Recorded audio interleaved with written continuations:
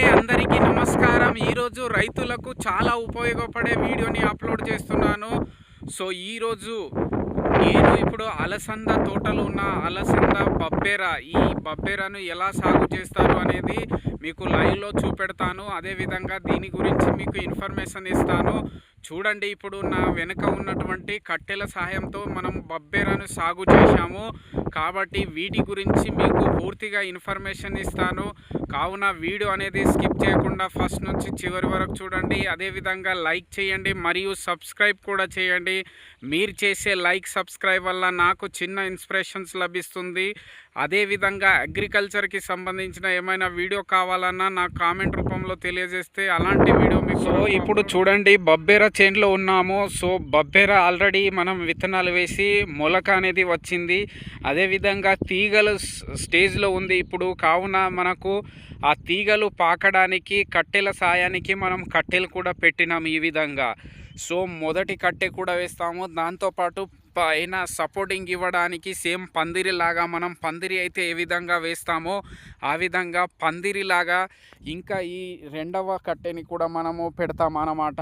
So ఈ విధంగా చూసుకుని మనము ఈ విధంగా కట్టెలు పెట్టి సాగు చేసుకున్నట్లయితే దీనివల్ల చాలా లాభాలు ఉంటాయి. సో అందులో మనము ముఖ్యమైనది ఒకటి చూసుకున్నట్లయితే, ఇలా మనము కట్టెలు పెట్టి అలసంద బబ్బెరని సాగు చేయడం వల్ల మనం గమనించండి, ఈ విధంగా మొక్కలు అనేది ఈ కట్టెల సాయంతో తీగలు అనేది మొక్కల యొక్క తీగలు పైకి పాకడం జరుగుతుంది. సో అదేవిధంగా అన్నీ ఇట్లా సరౌండింగ్ మనము పందిరిలాగా చేసుకున్నట్లయితే తీగలు అనేది పాకుతాయి అన్నమాట. సో దీనివల్ల ఏమవుతుందంటే మనకు క్వాలిటీ ఉన్నటువంటి కాయని మనము పొందవచ్చు, నాణ్యమైన కాయని మనం పొందవచ్చు అన్నమాట. సో అదేవిధంగా చూసుకున్నట్లయితే మనకు దిగుబడి కూడా కంపారిజన్ చూసుకున్నట్లయితే ఇట్లా నెల మీద సాగు చేయడం ద్వారా కన్నా ఇట్లా పందిరి మనము కట్టెల సాయంతో పందిరిలాగా సాగు చేసుకున్నట్లయితే నాణ్యమైన కాయని పొందవచ్చు. అదేవిధంగా ఎక్కువ దిగుబడి పొందవచ్చు అన్నమాట మనం. సో దాని కొరకు మనము ఈ విధంగా పందిరి అంటే ఈ తీగలు పాకడానికి తీగను పాకడానికి కట్టెల సాయాన్ని పెడతాము. అదేవిధంగా సైడ్కి పైన పందిరిలాగా కూడా కడతాం. అదేవిధంగా మీరు గమనించినట్లయితే మధ్య మధ్యలో వేరే ఉన్నాయి. ఇది చూసుకున్నట్లయితే ఈ పంట మనము ఇప్పుడు బీరకాయ వేసినాము కాబట్టి ఈ విధంగా మధ్య మధ్యలో మనము దోసకాయ కానీ బీరకాయ, కాకరకాయ, ఆ విధంగా తీగజాతి కూరలు మధ్యలో కూడా మనం తీగజాతి పంటలు కూడా మధ్యలో సాగు చేసి అవి కూడా ఈ విధంగా పాకుతుంది. దానికి అనుగుణంగా మనకు ఈ విధంగా ఫ్లవరింగ్ వస్తుంది, ఇట్లా కాయగా కాస్తాయి అన్నమాట. ఈ విధంగా పందిరి సాయంతో మనం నాణ్యమైన కాయని పొందవచ్చు. సో గమనించండి, ఇప్పుడు ఈ యొక్క అలసంద పంటను వేసినాము, ఈ స్టేజ్లో ఉంది. సో ఇలా ఉందన్నమాట. నాణ్యమైన కాయకి అధిక దిగుబడి సాధించడానికి ఇలా రైతులు సాగు చేసుకున్నట్లయితే మంచి క్వాలిటీ గల కాయని పొందవచ్చు. దానివల్ల మార్కెట్ డిమాండ్ ఉంటుంది. అదేవిధంగా చూసుకున్నట్లయితే మనకు ఎక్కువ దిగుబడి కూడా వస్తుంది. ముఖ్యంగా మనం చూసుకున్నట్లయితే ఈ అలసంద మనము దాదాపు పంట వేసినప్పటి నుంచి 50 నుంచి 60 రోజులకు కోతకు అనేది రావడం జరుగుతుంది. సో అదేవిధంగా చూసుకున్నట్లయితే హెక్టార్ అంటే 2.5 ఎకరానికి దాదాపు మనకు 50 నుంచి 60 టన్నులు మనం దిగుబడి అనేది పొందవచ్చు. అది కూడా క్వాలిటీగా రావాలంటే మనం ఇప్పుడు చెప్పినటువంటి విధంగా కట్టెల సాయంతో మనము సాగు చేసుకున్నట్లయితే నాణ్యమైన కాయ అనేది మనం పొందవచ్చు. అదేవిధంగా మధ్య మధ్యలో గమనించండి, ఇతర వేరే ఆకులు కనబడుతున్నాయి ఈ విధంగా. దీనికి మధ్యలో మనము బీరకాయ కానీ సొరకాయ కానీ ఇతర తీగజాతి పంట ఉన్నటువంటి వాటిని మనం సాగు చేసుకోవచ్చు. ఆ విధంగా సాగు చేసుకొని మనము అధిక లాభం పొందవచ్చు అన్నమాట.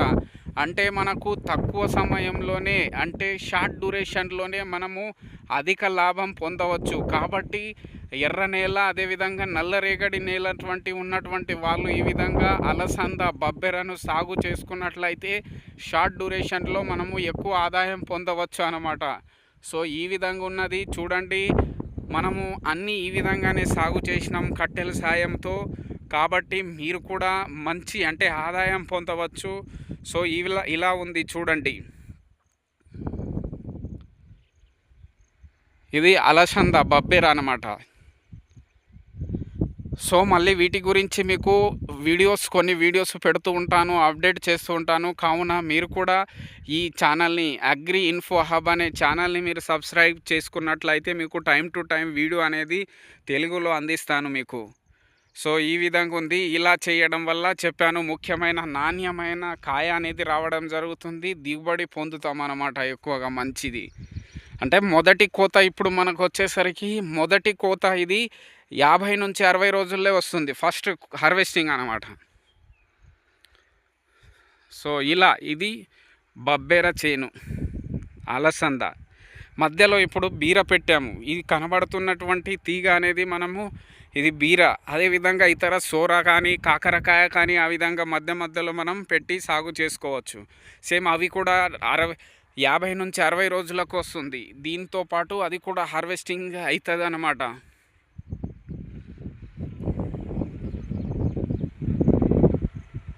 సో మీకు ఈ ఛానల్ సబ్స్క్రైబ్ చేసుకున్నట్లయితే అగ్రికల్చర్కి సంబంధించిన అన్ని ఇన్ఫర్మేషన్స్ ఇస్తాను. చూడండి, ఇప్పుడైతే బబ్బెర వీటి గురించి ఇంకా మీకు మధ్య మధ్యలో వీడియోని కొన్ని అప్డేట్ చేస్తాను. మీరు కాబట్టి సబ్స్క్రైబ్ చేసుకున్నట్లయితే అగ్రికల్చర్ ఛానల్కి సంబంధించిన మీకు అందుతుందన్నమాట. ధన్యవాదం.